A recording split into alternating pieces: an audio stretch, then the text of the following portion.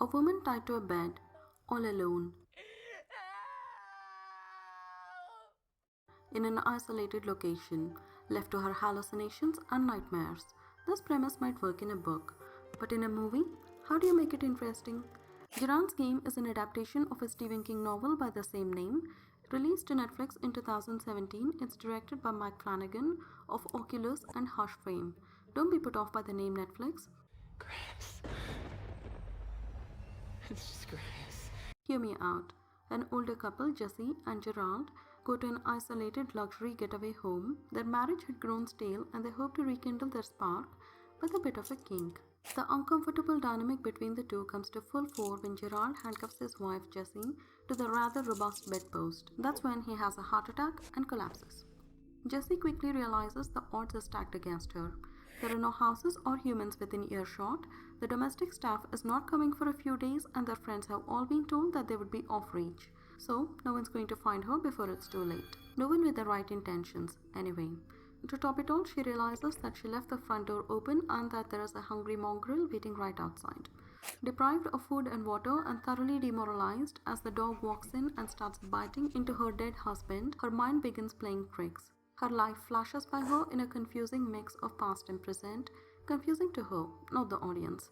Mike Flanagan seems to have perfected the technique of interweaving storylines, one from the past and one in the present.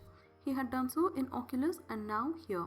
Jessie begins seeing visions reflecting on the past, a certain incident in her childhood, how she was forced to grow up early, how she never confronted or resolved her trauma, its impact on her as a person, and the decision she made as an adult.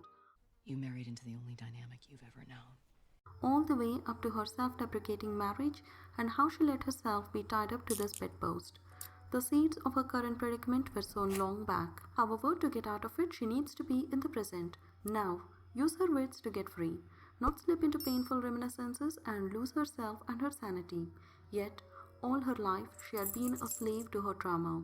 If she gives up now, she will never get a chance to live free, free from the shackles of her trauma. Both Carla Gugino, who plays Jessie, and Bruce Greenwood, who plays Gerald, have to play dual roles of sorts.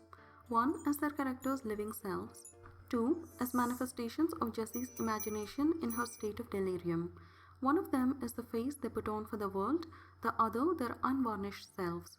In fact, these projections are so real that even we, the audience, start believing in their presence, not merely Jessie on the verge of insanity. I've seen many reviewers say that Carla Gugino does a good job as she is on screen for almost the entirety of the movie and she is physically restrained for the most part. However, neither of these claims are true. The genius of the director and the actress lies in convincing us that they are. Adult Jessie and thus Carla are not present in the flashback scenes, yet her presence is felt. Similarly, Miss Gugino is not restrained when she's playing the projection. Yet so engrossed we are in the movie that this technicality is easy to miss. Compact and with a limited number of characters, I should say this is a worthy entry into the narrow subgenre of captivity thrillers. Having said that, I must warn you that the film falls into the category of slow burn, though not in an artsy way. It is just that it takes its time in getting to what would conventionally be called action. However, when necessary, the movie does not hesitate going into the uncomfortable and the disturbing, both thematically and visually. Also, I felt the ending was tied into a neat little bow, somewhat in contrast to everything preceding it. 7 paws out of 10. Stephen King books have had innumerable adaptations over the years, masterpieces and embarrassments among them. Which one is your favorite? Let me know your thoughts in the comments below. This is the Disembodied Voice, signing out.